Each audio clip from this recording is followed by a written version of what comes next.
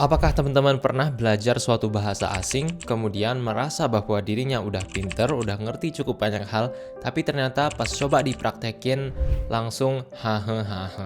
punya Aku duwe konco namanya Telung Mas. kayak tadi Anak ileng ya. Nah, itu adalah sesuatu yang sering kali terjadi kepadaku, dan ini adalah sesuatu yang wajar dan normal dan pasti akan terjadi ketika kita belajar bahasa apapun. Kabar baiknya adalah ketidakmampuan kita dalam berbahasa dalam konteks ini seringkali itu bukan karena kita beneran nggak mampu dalam bahasa tersebut, tapi karena kita belum terbiasa untuk mengaplikasikan bahasa tersebut dalam domain-domain tertentu.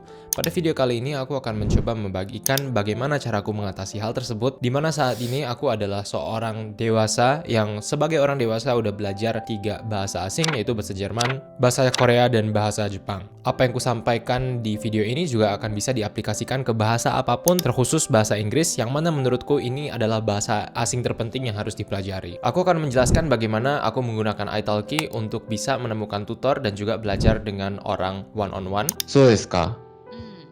では両親の町は同じの町ですか？同じ千葉県なんですけど。同じ千葉県。はい。そうね、そんなに遠くないですね。隣の町ぐらいです。そうですか。では両親によく会いますか？そうですね。1ヶ月に1回ぐらいかな。会っています。そうですか。いいですね。そうなんです。はい。ちなみにザヒドさんはYouTuber なんですか？はい、YouTube してます。そうなんですね。なるほど。それでこのビデオを作りたいと思ったんですね。はい、italkiについての動画を作っています。はい。なるほど、わかりました。じゃあぜひね、ビデオができたら見せてください。はい、よろしくお願いします。よろしくお願いします。Aku udah pakai italki sejak awal perjalanan belajar bahasaku. Bahkan aku udah menyelesaikan hampir 160 kelas di italki. Bahkan kemarin ibuku mau belajar bahasa Inggris, aku sewain tutor dari italki juga. Dan kemarin aku belajar bahasa Jawa, itu juga tutornya nemu dari italki. Jadi pengen sinau basa Jawa supaya tersambung karo budaya. Jadi ada banyak banget bahasa yang bisa kita explore. Video ini kolaborasi dengan italki, tapi kayak yang teman-teman lihat tadi, terlepas dari itu, aku sendirinya adalah pengguna italki. Langsung ke poin pertama, identifikasi dulu masalahnya. Ketika kita nggak bisa ngomong bahasa Inggris, misalnya pas kita lagi ketemu sama bule gitu, kita merasa pas nonton film kok udah paham, tapi pas sama bule nggak paham. Kita harus tentukan dulu, ini sebenarnya gara-gara kita yang nggak paham bahasa Inggrisnya, atau gara-gara kita yang gugup aja pas ketemu bule. Karena kalau misalnya kita ngomongnya ini karena skill bahasa Inggris, berarti yang harus kita lakukan ya belajar bahasa Inggris lebih banyak lagi. Misalnya ya kita buka buku grammar kah, atau konsumsi lebih banyak konten bahasa Inggris kah, atau hal-hal seperti itu yang menargetkan kemampuan berbahasanya. Tapi kalau misalnya setelah kita analisis lagi, kita lihat lagi, ternyata masalahnya bukan kemampuan atau pemahaman bahasa Inggris kita, melainkan kemampuan kita dalam berkomunikasi. Nah, maka yang harus kita targetin ya adalah skill sosialnya. Jadi misalnya kita harus ngatur gimana caranya supaya kita bisa percaya diri, bisa mengatur bagaimana caranya kita bisa mengontrol nafas atau mengkondak diri kita di depan lawan bicara. Dan tentunya kalau udah beda masalahnya, solusinya juga akan beda. Tapi bagaimanapun itu penting sekali bagi kita untuk tetap coba ngobrol sama orang, jadikan ini sarana latihan. Saya yang tanya lagi aja. Oke. Siapa kui? Kui Julius Helino. Sampean iso nyeluk wonge Julius. Wonge asli ngendi? Wonge asli saka Medan. Kapan wonge teko ning Jogja?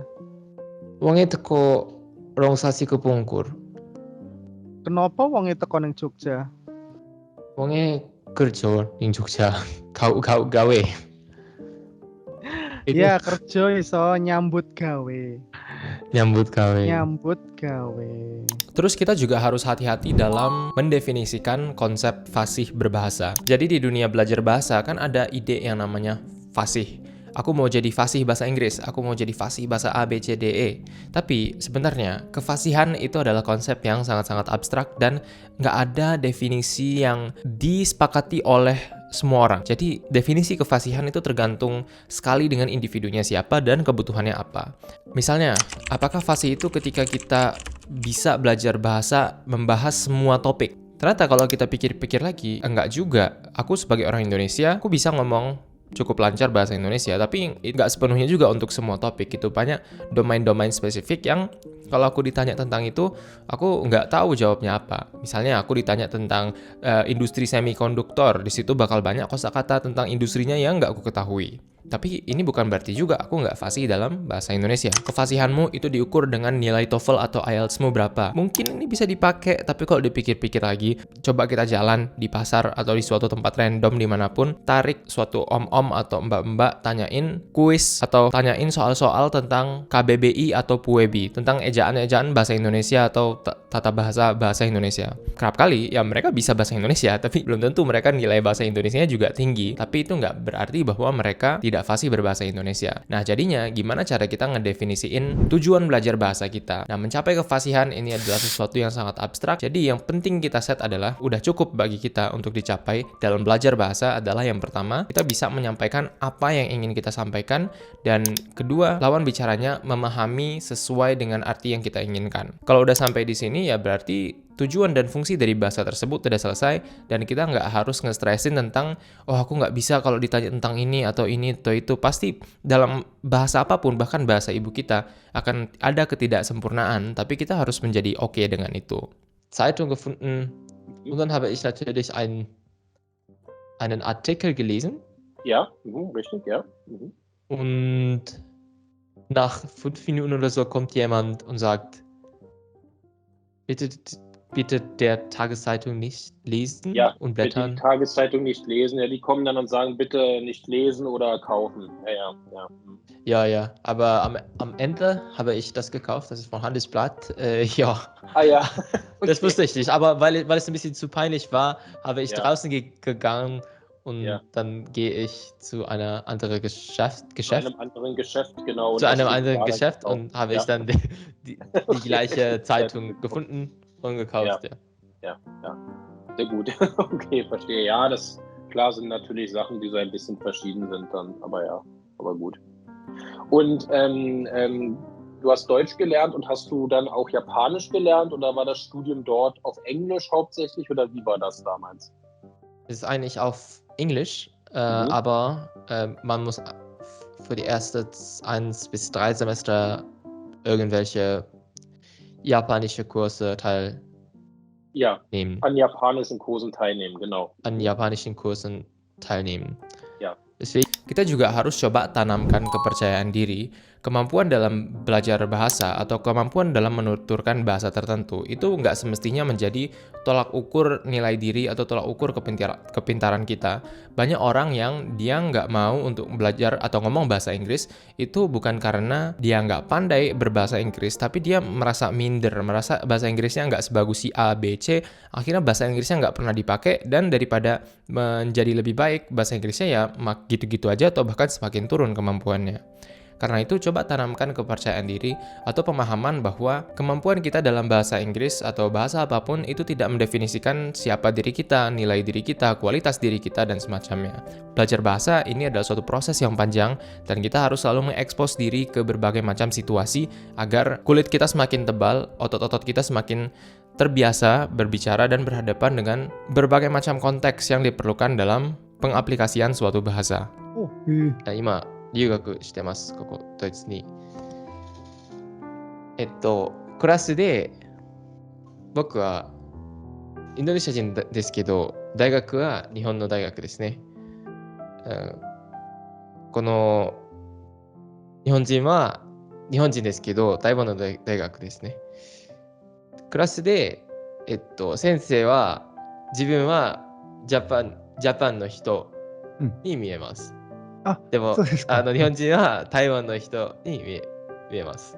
なのでそれはちょっとなんか可愛いなと思います。それは面白いですね。うん。なんか前あったのは、僕たちが前あったのは、多分1年以上前でしたよね。はい、そうですね。でも久しぶりですね。久しぶり。それから日本語めっちゃ喋れるようになってますね、ザヒドさん。いや、まだまだです。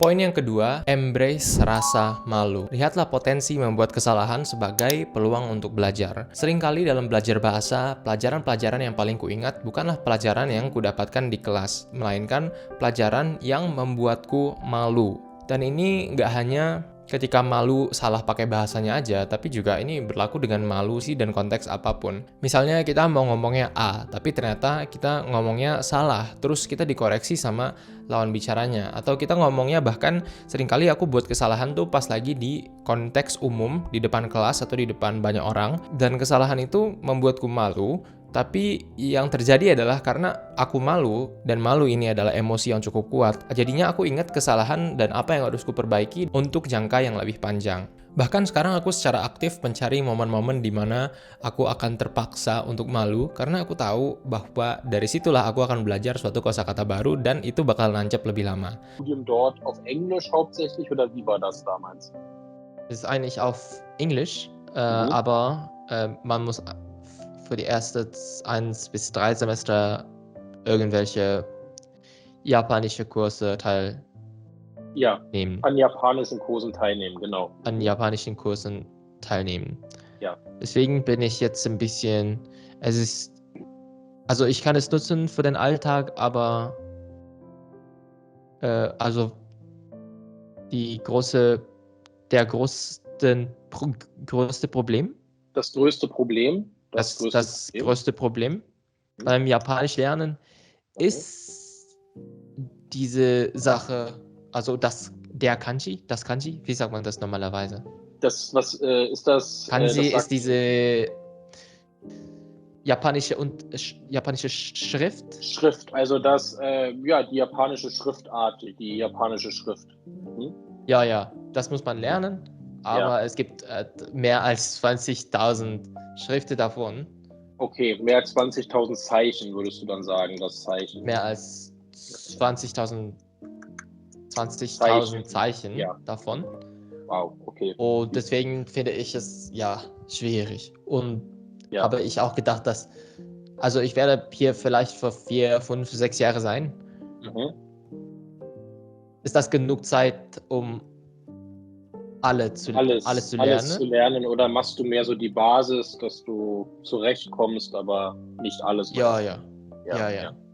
Genau. Verstehe. Und was? Karena pengalaman ini membuatku merasa cukup malu, aku sampai sekarang inget gitu, tanpa effort harus ngerevisi atau review atau apapun. Terus kita juga harus coba untuk kurangin minta maaf. Kita merasa bahwa kalau salah-salah atau bahasanya nggak sempurna, kita harus minta maaf kepada lawan bicaranya. Padahal kenyataannya, orang itu biasanya jauh lebih apresiatif ketika kita mencoba untuk belajar bahasanya. Jadi ambillah resiko, tempatkan diri kita di luar sana, dan ngobrol sama orang. Cari teman atau cari tutor. Mungkin teman-teman nanya, di antara teman atau tutor, aku pilih yang mana? Aku sendiri lebih milih tutor yang berbayar. Kenapa? Karena banyak banget di luar sana, kayak misalnya kita bisa nyari temen lewat aplikasi chat pertukaran atau dari misalnya website-website kayak Ome TV atau apapun untuk belajar bahasa. Tapi ya minusnya di sini, yang pertama, kalau teman ya kita berarti mengandalkan koneksi yang natural, alias kita kalau misalnya mau belajar bahasa ya harus nunggu kapan si temannya itu siap atau bersedia untuk ngebantu kita. Ya karena ini adalah suatu hubungan sosial yang harus dijaga. Seringkali pas kita mau belajar bahasa, teman kita nggak ada gitu, atau nggak siap, atau nggak bisa aja. Atau seringkali yang terjadi adalah aku ketemu teman dari aplikasi pertukaran gitu, tapi karena ya ini pertemanan, jadinya kapan nggak cocok ya hilang dan aku harus cari orang baru lagi, tapi akhirnya belajar bahasaku gitu-gitu aja karena hilang timbul dan aku nggak bisa mengintegrasikan rutinitas orang tersebut ke rutinitas keseharianku. Makanya sejak saat itu aku pikir aku mau bayar pakai waktu atau aku mau bayar pakai uang. Dan akhirnya setelah aku pikir-pikir, menurutku waktuku lebih berharga dan aku pikir dengan belajar yang lebih jelas, potensiku berkembang lebih tinggi, dan potensi ketika aku udah pandai suatu bahasa itu kan membuka berbagai ruang opportunity finansial juga bagiku. Dan akhirnya ya aku pikir aku lebih mending nyewa tutor. Aku selalu pakai italki, aku adalah pengguna italki, dan yang biasanya aku lakukan di italki adalah aku lihat dulu ada trial lesson yang bisa diambil. Jadi kita bisa untuk beberapa harga diskon gitu ngesewa setengah jam, 1 jam sama seorang guru untuk ngelihat apakah kita cocok untuk lanjut belajar lagi untuk berikutnya. Dan ketika melakukan ini, karena guru atau tutor itu adalah seorang yang profesional yang dibayar untuk mengajarkan kita, pertama mereka jadi lebih bisa memaafkan kita ketika membuat kesalahan.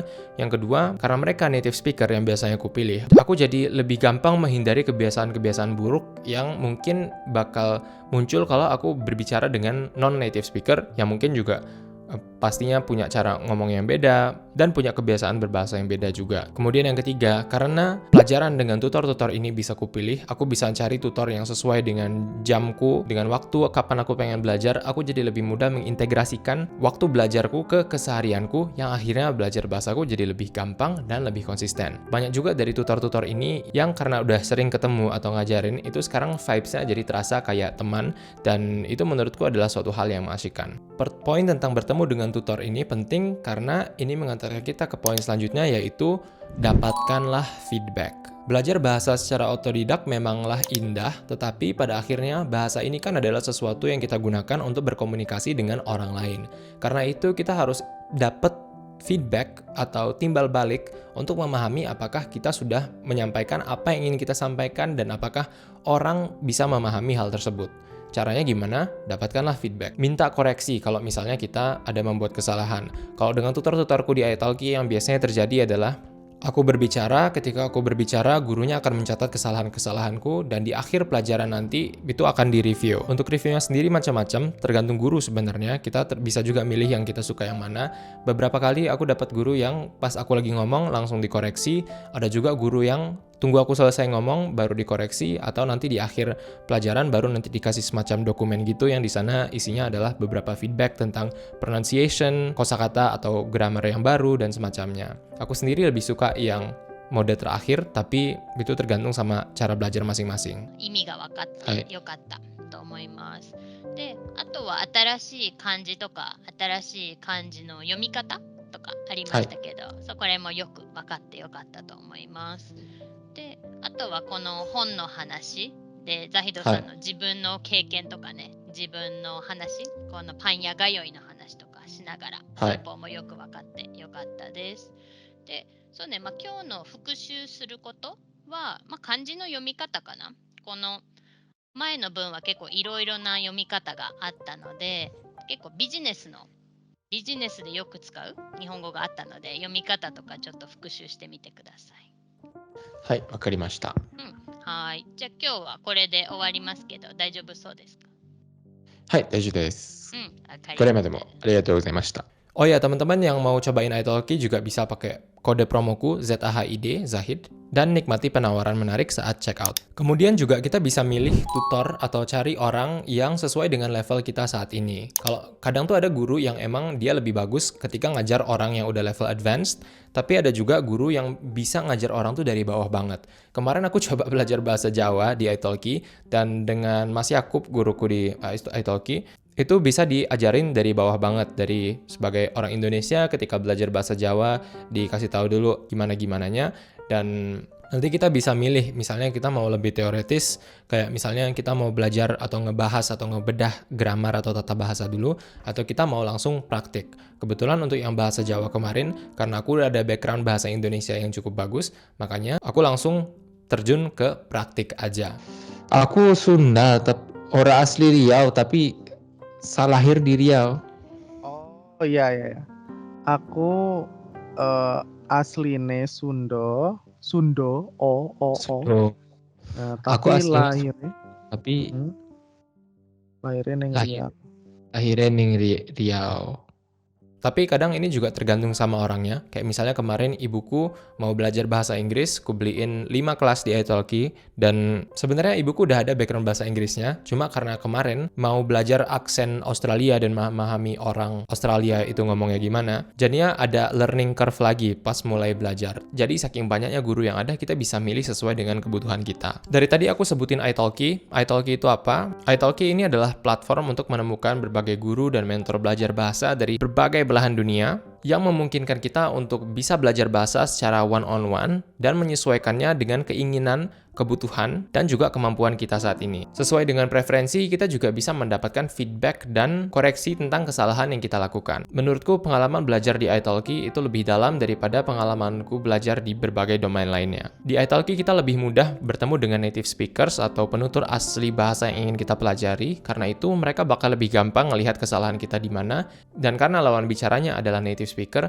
kemungkinan besar kita juga akan kecipratan habits-habits baik yang beliau punya. Di italki sendiri ada lebih dari 30.000 guru atau tutor yang dapat kita pilih sendiri melalui fitur search, dan kita bisa filter sesuai dengan kebutuhan kita, misalnya waktunya, harganya, dan berbagai macam hal lainnya. Jadwal di italki juga fleksibel, itu beneran kita yang milih kapan kita nggak mau, ya nggak usah ngebeli kelasnya, kapan kita mau, ya silakan di booking. Dan italki ini sangat fleksibel sistemnya, bahkan di awal kita bisa ada masa percobaan selama 3 kali. Kalau misalnya kita udah coba, ternyata kita nggak suka atau merasa kurang puas, kita bisa minta refund. Jadi kita belajar, kalau nggak puas, kita minta uangnya dan itu akan kembali. Untuk belajar reading, writing, atau grammar dari ratusan bahasa yang ada di dunia, teman-teman bisa coba italki dengan promo codeku ZAHID, Zahid. Kalau teman-teman pakai kode promo ini memberikan sinyal bahwa teman-teman datang dari videoku, dan siapa tahu akan ada berbagai promo dan tawaran menarik lainnya yang bisa teman-teman dapatkan dari video-videoku. Teman-teman bisa mendapatkan diskon dengan kode eksklusifku tersebut, dan ini hanya berlaku untuk 50 orang pertama. Untuk mengakhiri video ini, seringkali aku dengar bahwa aku nggak mau belajar karena udah terlambat, aku merasa udah dewasa, udah terlalu tua untuk bisa belajar bahasa. Aku takut aku nggak sepandai anak kecil dalam menyerap bahasa-bahasa yang kupelajari, dan mungkin ada sebagian kebenaran dari sini, tapi aku sendiri belajar 3 bahasa sebagai orang dewasa, aku merasa progresku jauh lebih cepat daripada pas aku belajar bahasa sebagai anak-anak. Bedanya, sebagai anak-anak, aku nggak terpaku dengan standar-standar keberhasilan di sekitarku, sehingga aku bisa lebih enjoy belajarnya. Aku melakukan apa yang ku senangi aja, dan setelah berapa tahun ternyata aku jadi bisa bahasa tersebut. Sekarang sebagai orang dewasa sebenarnya, aku merasa lebih pandai dalam mengidentifikasi pola-pola dalam bahasa tertentu, kemudian juga lebih pandai dalam mengoreksi kesalahanku. Tapi sebagai orang dewasa, tantangannya itu adalah bagaimana caranya supaya aku terpandang atau aku jadi cepat lancar supaya aku diterima di suatu lingkungan sosial X, yang mana ini menurutku menyedot banyak sekali kegembiraan atau kebahagiaan yang bisa kita dapatkan dari perjalanan belajar bahasa. Karena itu penting bagi kita untuk ngeset standar sukses kita sendiri dalam perjalanan ini dan beneran komit dengan itu. Kalau misalnya kita set ke standar suksesnya kayak begini, yang itu terpaku oleh faktor-faktor internal, dan kita sejauh ini sudah on track dengan itu, harusnya itu tidak masalah, terlepas dari bagaimana orang lain sekarang berprogres, mereka lebih bagus dari kita atau apapun, itu harusnya nggak terlalu berpengaruh. Karena belajar bahasa itu adalah perjalanan sendiri, dan belajar bahasa itu pastinya tidak berlaku secara terisolasi. Dia pasti adalah suatu bagian dari keseharian kita yang mungkin udah sibuk dengan pekerjaan, sekolah, atau apapun itu, yang akhirnya ini berarti bahwa kesibukan yang berbeda memberikan kita kesempatan untuk belajar yang berbeda, dan kesempatan masing-masing kita unik. Karena itu, rasa kebahagiaan atau rasa keberhasilan kita dalam belajar bahasa harusnya itu berpaku dengan masing-masing situasi, itu harusnya berpaku dengan standar yang masing-masing individu punya. Terima kasih teman-teman sudah menonton video kali ini. Jangan lupa pakai kode promonya ZAHID, Zahid, dan nikmati pengalaman belajar tutor yang sangat-sangat ku senangi. Terima kasih. Sampai jumpa pada video berikutnya.